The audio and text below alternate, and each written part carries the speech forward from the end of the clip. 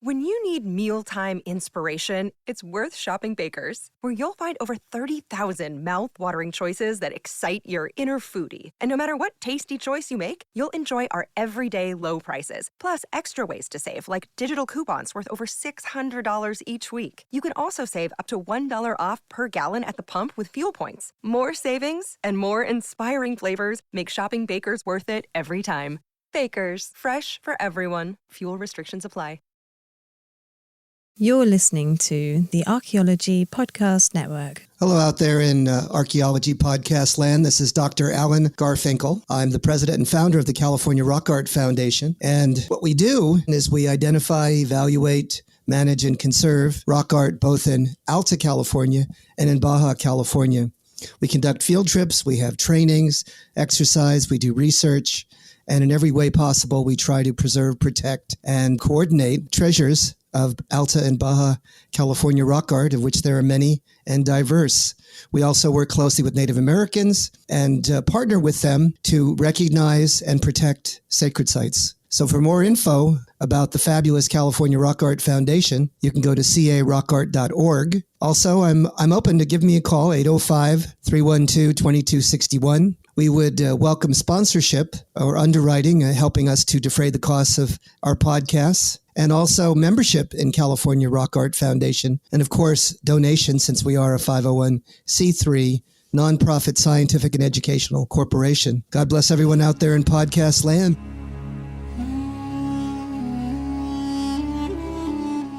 You're listening to the Rock Art Podcast. Join us every week for fascinating tales of rock art, adventure, and archaeology. Find our contact info in the show notes and send us your suggestions.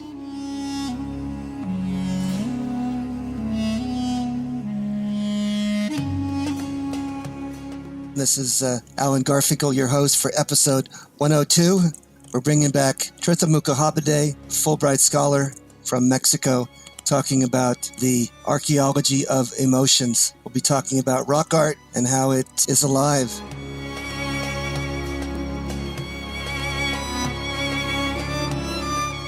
Well, welcome everybody out there in Rock Art Podcast land. This is your host, Dr. Alan Garfinkel, and we're blessed and honored to have our most popular guest scholar, Dr. Tirtha Mukhopadhyay from Mexico, with us again. And we're going to call this particular episode sort of the Archaeology of Emotions Part 2. How about that, Tirtha? Are you with us? Yes, I'm with you, Alan. Thank you very much for inviting me. And once again, always a pleasure to be with you. We could definitely call it Archaeology of Emotions Part 2. And it should lead us, as we were talking about it a few moments ago, we could generally try and also look at the origin of religions from the perspectives that we are. Yeah, pick up that theme as well. So how would you like to kick it off, Doctor? Yes, thank you, Alan. I guess we could start off from where we left in the last podcast conversation on the emotive quality of rock art templates. And I've given that a lot of thought, and it's been interesting. You know, I was reflecting on that particular theme, and I went back and listened to some of my earlier episodes of the Rock Art Podcast and came across the piece that was done on archaeoacoustics. And I thought that it was rather remarkable because Steve Waller had said specifically how his spirits were buoyed, and he was shocked when he found that many, if not most, of the rock art sites that he has researched have an echophonic property, and that in part plays into this way in which the rocks begin to speak themselves. It's a mysterious and overwhelming and remarkable realm of communication where we have this flavor that the spirits themselves, the supernaturals, are communicating from inside the rock envelope. How's that? Yes, that sounds interesting indeed. I guess you are also referring to the notion of the whole concept of psychoacoustics of Yes. place. Yes, and primarily, even if we consider the very empirical nature of the location or the space that surrounds rock art, that incorporates and surrounds at the same time rock art representations, rock art depictions. The one thing that we are confronted with immediately is the quality of the silence, the vast sway of nature and land, and untold yet, if we are sensitive to the properties of place, we seem to identify eerie feelings of being there, of being connected to very strange sensations of space, and above all, silence. I'm not very familiar with archaeoacoustics Right. in the sense that I do not have much experience or field experience studying archaeoacoustic properties. For instance, you have, I guess, done more studies on this theme along with our young scholar from Santa Cruz, Right. Chester. But I think Yes. that what the issue is in a broader sense Hmm. is these particular sites have an inherent spirituality, and the images have a numinous nature by their very characterization.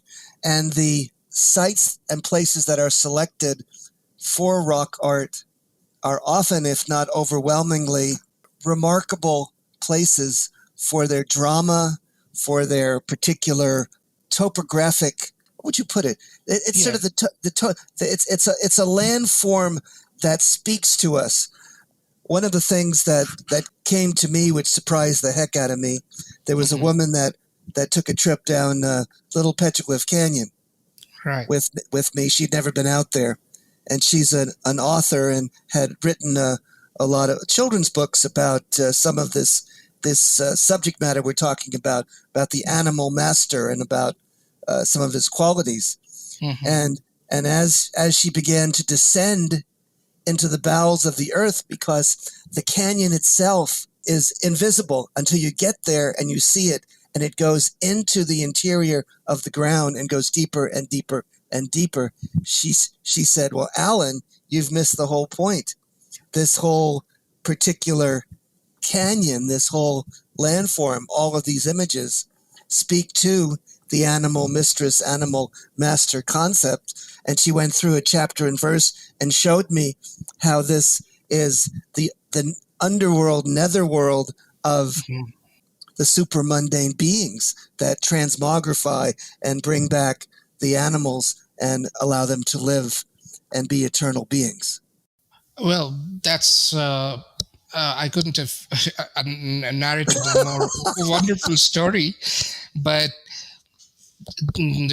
surely the wind, the passage of winds, the path of winds, and the sounds that these natural forms make against each other through their interactions, and the very nature of silence in these vast ecologically alive and animated locations. These are Absolutely. and the shamans were so sensitive. They were. I mean, the word that's just coming to my mind right away is sensibilization, which is like you get to sensitize yourself to this deeply animistic talking nature. Talking Stones is that's the title of the documentary that you made on the Coastal Rock Arts, isn't it? It is. And I think it's very appropriate, because even when you're there and you're viewing these images at a rock art site, the images are silent and Right. you're silent, but you have this feeling, this sensitivity, this sort of overwhelming unction Mhm. that the images have something to say. You don't know what they're saying, maybe, but you know that they're communicating to you. This was absolutely one of those very interesting themes which were developed by some psychologists who were studying the effect of awe, AWEO, or wonder, the sense of vastness or admiration. And I was quite surprised to find this may not be a case of mathematical straitjacketing, but um, while studying the properties of all the aural effects, in fact, in archaeoacoustics, there is a prevalence of the term auralization of landscape. Mm-hmm. So the Okay. landscape creates a holistic, a total integrated aura out of the interanimation of certain factors in the landscape. And in psychology, very interestingly, there are references to the psychological effectances, as they call it in psychology. And it's just one of those technical phrases that you use, affectance, motivation, and they speak of, they try to categorize or identify the several factors that create the oralization effect. And one of this is a sense of self, an altered time perception, which is born out of an intense engagement with the object of view, or with the sensation of sound, the acoustics, and you lose the sense of time, or you begin to feel a sense of more intenser time of being there, presence. There's reference in the literature to a sense of self-diminishment, which is provoked by fear or some kind of supernatural sensation. And one of the other secondary factors which creates the sense of oralization is the context of the vastness of the landscape, of the sublime nature of those features, and the the flow of wind and the sound effects that they create. So the whole sense of self. So how do we characterize the feelings of a viewer who is placed in the middle of these formations, natural formations, and they are looking at these marks which on the rock surface, which are trying to tell them something. I have been to an underground location, a subterranean river location in central India, where the river keeps running for a couple of kilometers and creating very small cataracts, or these waterfalls. And the sensation of sound, water, and the silence within a subterranean passage, they come together with very eerie effects and motivations, or maybe even withdrawal, a sense of, the total oralized being that we associate with the landscapes. So I think what we're talking about, and to sort of bring it somewhat of full circle, is we're talking about transcendence, or a transcendent feeling, some sort of connection to the celestial, supernatural, creator beings, this overwhelming sense of connectivity. And I don't know, sensuality, I guess, is part of it too. It's the hedonic tone of that awareness, of that feeling, which is very exceptional, and yet which is something which is supernatural. And it's a very fertile ground for ritual experiences. Yes. And it would make some sense to me that there would be ceremonies of dancing, singing, drumming, or other kinds of cooperative or collaborative or ceremonial groupings that would occur in association with those kinds of imagery. Am I correct? Yes, this is what we could call, or what you just mentioned, the pro-social actions of being together and celebrating with the drums, the rhythmic unison, that rhythmic harmony that the most ancient musical forms create, some of which is, of course, still evident. The roots are evident in the tree, so to speak, and the organism even. Yeah. This anticipates a neuropsychology, Mhm. the neuropsychological reflections, or we might indulge here in trying to understand what this experience is like, and the one word which covers and recapitulates everything that we are trying to say here is perhaps animism. And animism, which should be understood as provoking these other orientations in the feelings, these transformations of the individual self. Let's leave it there, and we'll pick it up on the next segment. Catch you on the flip-flop, gang. Hey everybody, Chris Webster here to talk about one of the latest supporters to the Archaeology Podcast Network, The Motley Fool. Now, I've been investing in the stock market through various applications for a few years now, and everybody who's listening to this can benefit from that sort of investment for the long-term financial planning. And also, I know the hosts of these podcasts can benefit because as archaeologists, like none of us get retirement.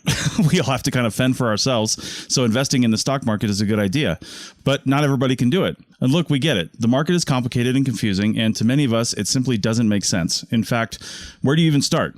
Take all of the guesswork out of it with the Motley Fool Stock Advisor. The Motley Fool has been around for over 25 years and has been spot on in recommending some of the world's most important companies before they hit the big time. I'm talking about Amazon, Tesla, Netflix, Starbucks, all before they exploded in value. With their easy to use and super informative service, Stock Advisor, you could join the ranks before they potentially find the next big thing. After all, their average stock recommendation is up over 400% as of April 10th, 2023. And no need to be intimidated by financial jargon or market complexities. As the name suggests, these guys don't take themselves too seriously. Now, finances, that's a different story. Their friendly and relaxed approach has helped over 700,000 people move closer to financial independence, all while beating the market and having fun. New members can access Stock Advisor for only $89 for their first year, a full $110 off the full list price. Don't sit on the sidelines and think about what could have happened. Visit the link in the show notes of this podcast to start your investing journey today. That's $110 discount off of $199 per year list price. Membership will renew annually at the then current list price. So again, check the link in the show notes of this episode. Welcome back, all you archaeology podcasters, to the Rock Art Podcast. We're in our second segment. We're welcoming Tirtha Mukhopadhyay, talking about the archaeology of emotions and its relationship to rock art. Tirtha, I wanted to mention something that came to mind when we're talking about emotions and the group ceremonies. It appears to me that there's these aggregation events or aggregate events that occur for pre-literate peoples, and they try to time them to the seasonal round when there's sufficient food to support, a group of people. They would do a round dance, as they call it, and I think the women would be in one area and the men would be in another, and they would move around in a circle. And as they moved and they stopped with the drumming and the singing, they would pound the ground with their feet. And when asked by anthropologists why they did that, they said, "We're waking up Mother Earth and reminding her to replenish the needed foods, both plants and animals, and in turn provide the wherewithal that we need to sustain our lives." That's a wonderful way of saying that the religions of the indigenous populations, not just in the Great Basin instance that you give here, but everywhere. I mean, in the dance, the rhythmic performances of these annual festivities of harvest, spring, when Mother Earth is coming back to life, and or in the promise of abundance. I mean, including such living customs as that of Halloween, for instance, and where it's all connected to how the earth gets replenished for us. So we also offer not just to ourselves but to the spirits. This is part of the that it's a very primitive belief that is still very active in our imaginations. And we can only make a fallacy, a categorical mistake, if we consider this as a superstition of people who have not invented a positivist scientific view of the world, where nature is essentially dead and inanimate. And even in the literature of rock art, there is this growing recognition of the need to consider rock art to say that the only way of appreciating rock art is through an understanding of this kind of animistic lens, where the conventional anthropological distinctions between the subjects and inanimate objects out there in nature will no longer hold water, and that we have to set ourselves up as part of an active continuum. And so the distinction that nature does not have life, that winds are not, the very movement of the winds and the interactions of these natural forces with rocks, the sway of trees, water, these are living things, and they have movement, and so to speak, even if they do not manifest the characteristics of biological life, but they are part of that foundation of the biome which makes life to appear in the first place. Well, I always use this analogy.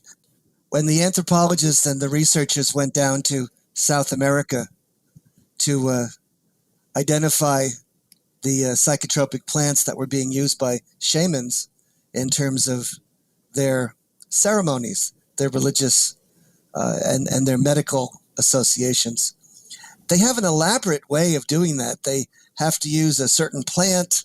It has to be only certain parts of that plant. It has to be acquired at a certain season. It has to be mixed up with other plants, etc., etc. And it's elaborate, it's complex, it's something that would not be easily discerned.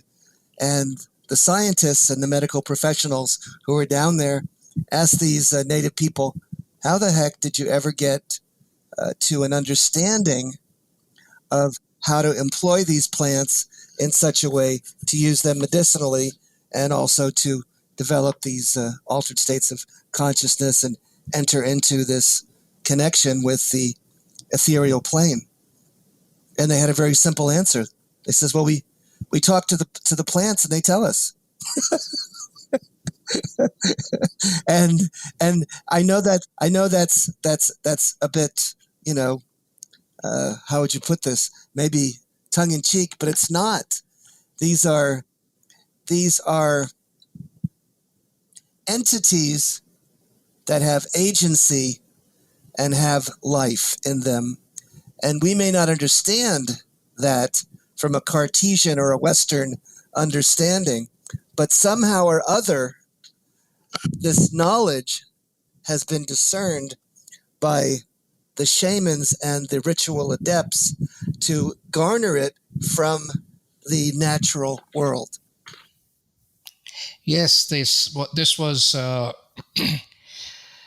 This notion, or we can call it a worldview, an attitude, a behavior which is ingrained in us.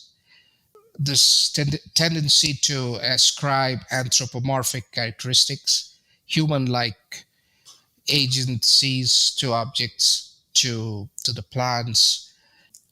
This is part of that continuum of not just plants, natural phenomena, or plants or animals, but also a chain which continues through the ministrations of the human being, and connects us to the invisible, this plenum of gods, spirits, demons, spirit beings, soldiers, animal masters, and whenever humanity was portraying itself on the rocks, this story, it's a neo-narrative. It's a narrative of the invisible. What is more interesting in this narrative, because all these depictions represent something moving forward. That word which is used in film criticism and film anthropology, the meta cinema, the meta cinema of images. It's not what you see that tells us the story, but also what you don't see in the shot or on the screen, but something which you already know, the references that are already implicit in the sequence of images, which is the total experience of watching a movie, or participating in a ritual performance of the kind that you mentioned, beating the earth so to wake it up, to make it sentient. I guess this kind of attitude of the religious believers is reflected in the depictions and in their perception of nature, and this could or should give us the right kind of instruments for looking not just at rock art, but also considering what we are. What is our portrait? Because the rock art divinities, the deities, are also portraits, self-portraits made by humanity. Yet they are a portrait of a different self that is within us, within humanity, and a self which is endowed with power, with control, a self which is comforting, reassuring, a self which has given us a symbol of all the benedictions, of all the benefits, and the abundance and fertility of life, and the great reassurance or comfort that despite the way generations are cut down in time, and that we die, and that the loved ones depart and pass on to the other side. There's a continuity, there's a continuum, there's sort of an ethereal thread of life. And life is there, emblazoned on the rocks. When you see emblazoned an upturned, bloated bighorn sheep with some sort of a dart in its belly, and then the next image below it being a mother bighorn sheep with a small little infant sheep, it's the same binary opposition, the same thread, the same message, the same instantaneous communication of life and death, sustainability, again, some sort of reverence for the dilemma we have of dealing with our brief passage on the planet and the passage of time and the loss of life and the loss of loved ones. This is something which has been pointed out by many philosophers and thinkers and traditions and different cultures and religions, isn't it? And that the human being has a tendency to anchor or latch on to something which may be a figment of the imagination or a fantasy, but yet at the same time, it's very emotionally, it is very true. It is an authentic human experience, and the way for us going forward as humanity, as pro-social animals, as being there together, dancing to the rhythm of the life that comes from nature and that connects us to the cosmodrome. And isn't this all sort of encircling or sort of referencing the origin of religion? Yes, of course. And so the point that we return to here is that it's this emotive experiences at the base of all our religious and artistic expressions that matters, and that we begin to see them in the rock art. And that is what rock art teaches us. What teaches us rock art is what we are as humans. And if the shamans did not have any other message, they at least tried to remind us after several centuries, this great span of time. They have tried to show us that this that there is reason for us to be comforted and to be in the company of these gods and goddesses who are a reflection of our more refined and superior, more harmonious selves. Absolutely. Well, that's the second segment. See you on the flip-flop, gang. Welcome back, all you archaeology podcasters, to the Rock Art Podcast. We're taking a deep dive into the archaeology of emotions and talking about the origin of religion and what makes rock art tick. And during this last segment, we're going to talk a little bit about sacred narrative and the mythologies, the stories that are, in fact, emblazoned upon the stones and how those are characterized. Tirtha, kick it off for me, please. Thank you very much, Alan. Yes, the last segment can be devoted to an understanding of, these, or extending the lessons that we learn from rock art, that beautiful narrative of sustenance, of sustainability, of being in tune with the logical, the harmony of the universe, call it the Tao of the universe, call it the sense of being out there, like Thoreau characterized, of man in wilderness. And I think that in certain occasions, it's not. It may be common, it may be uncommon, to have the creation stories, the sacred narratives, actually depicted or characterized within the rock art imagery itself. Am I correct? Yes, of course.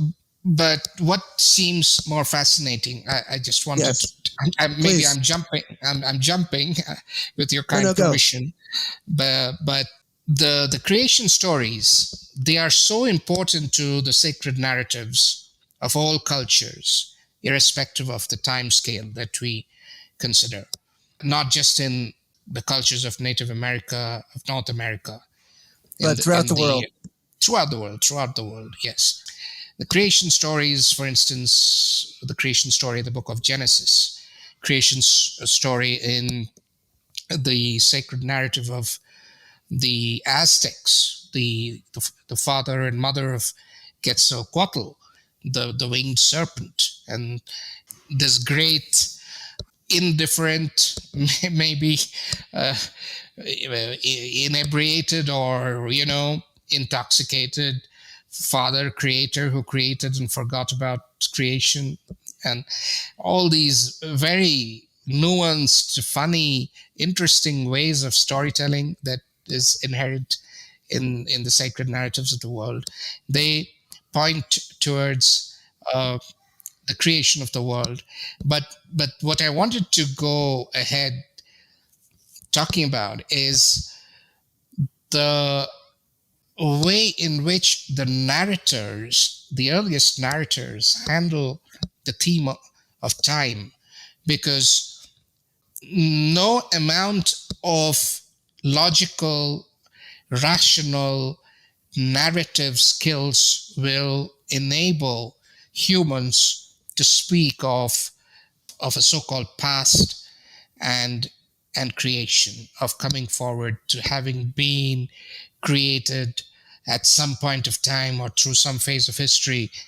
I mean, how do we speak of the whole story of creation in a moment, or through one metaphor, or through one image? That great challenge, it's a challenge that the very limits of being a human imposes on the storyteller. But at the same time, the metaphorical imagination, the sensitivity to the silence, towards the silence as much as towards the acoustics of it, this helps the narrator to talk about creation in the way they do in the sacred narratives of creation. For example, if we think of the book of Genesis and those 7 days in which God creates Adam, the creation of the human. Well, the male comes first, and Eve is created from the ribs of Adam, and that's that sequence. It's is it a time sequence? It's both a time sequence. It's both a narrative in time, and it's not in time. And from the deep waters, and God's spirit hovers over darkness of the waters, and then it's created. If you look at some of the African or South Asian or the Siberian myths of creation, there's the same reference to the waters, to a primeval ocean or a darkness, and the coming of a bird, or the command of a singbonga. I mean, some scholars have went out to the extent of identifying linguistic equivalents in the names and etymology of the gods and goddesses. We are dealing with a very long time frame of sacred narratives. But at the same time, there is this coming together of two principles, a male and a female, or darkness and light. And there is a creation. The world comes into being, and humanity appears. And this whole sacred narrative of creation and the deity, and it's a deity. This process, there could be no better way to incorporate that incredibly that infinite, that history on which occurred on a scale that would beat any kind of imagination, and it gets represented in a figure, in a human figure who did that. So what do we derive from that story of the egg, of a bird laying an egg in the darkness of waters? It's just that the answers are not to be found in not through a process of quantifications. The answers are to be found in our emotional responses to the world. Yeah, you're exactly right. Yeah. It's meant to be evocative. It's meant to be emotional. It's meant to not only entertain, but tug at your heartstrings, Right. to further connect you to something beyond yourself, beyond your small and diminutive presence here on the globe, on Earth, and somehow feel that you're connected to something greater than yourself, some broad pattern, an epic story. Correct?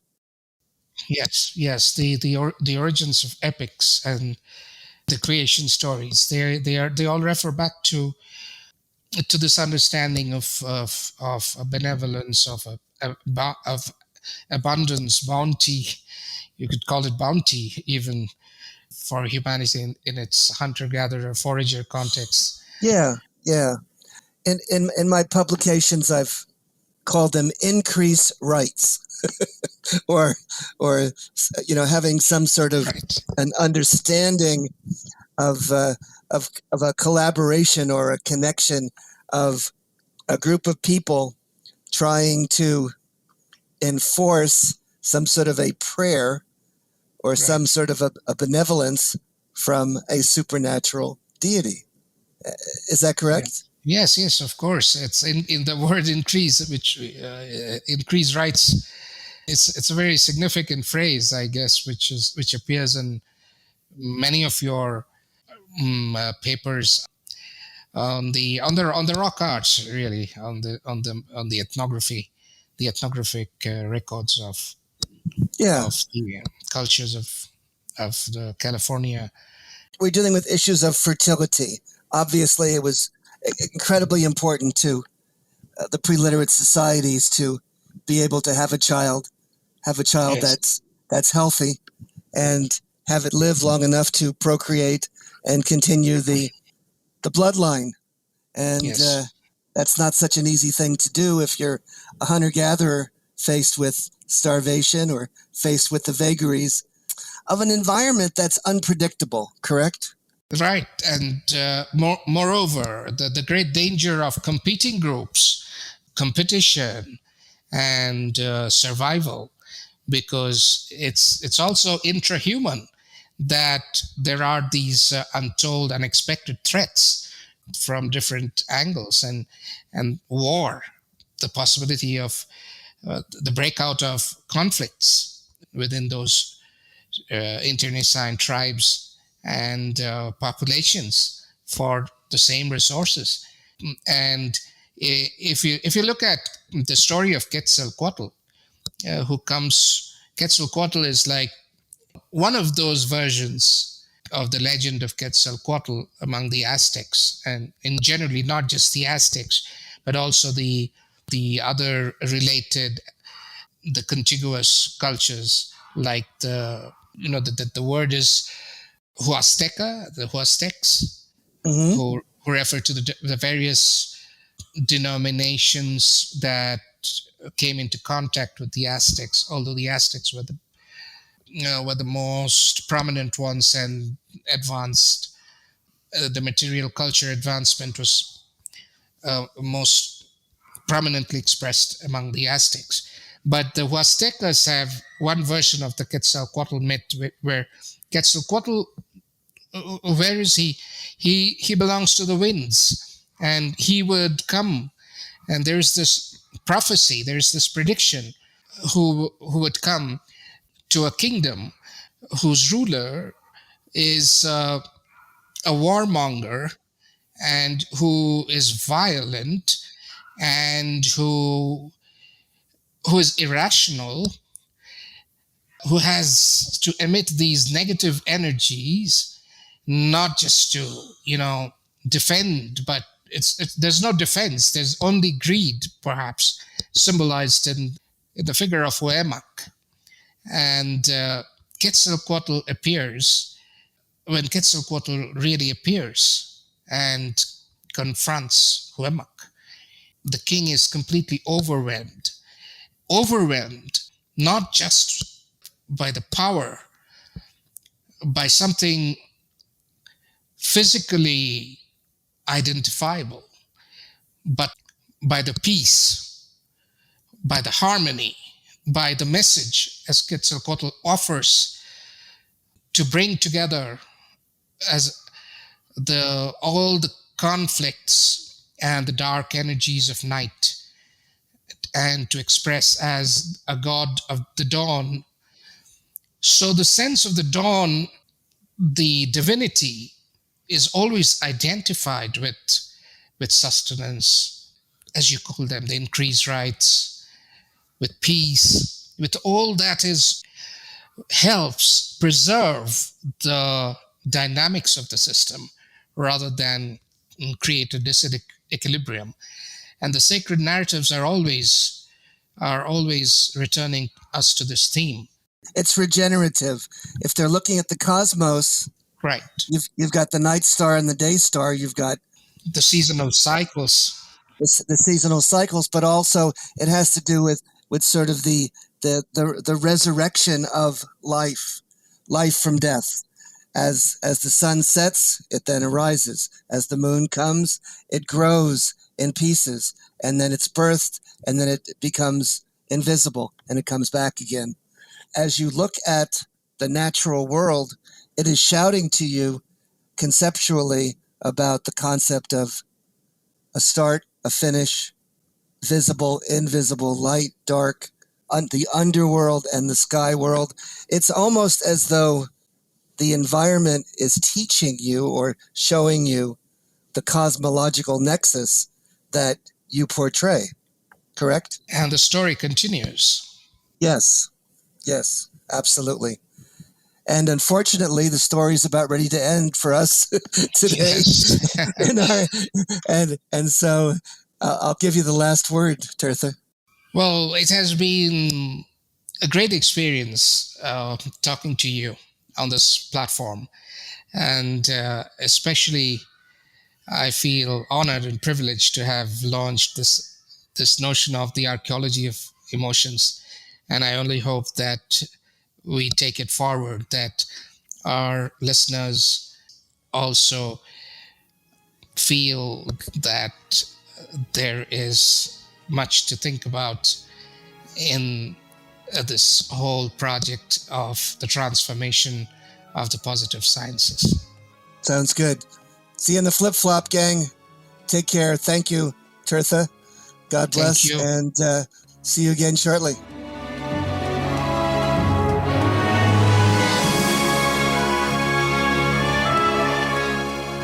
Thanks for listening to the Rock Art Podcast with Dr. Alan Garfinkel and Chris Webster. Find show notes and contact information at www.archpodnet.com/rockart. Thanks for listening, and thanks for sharing this podcast with your family and friends.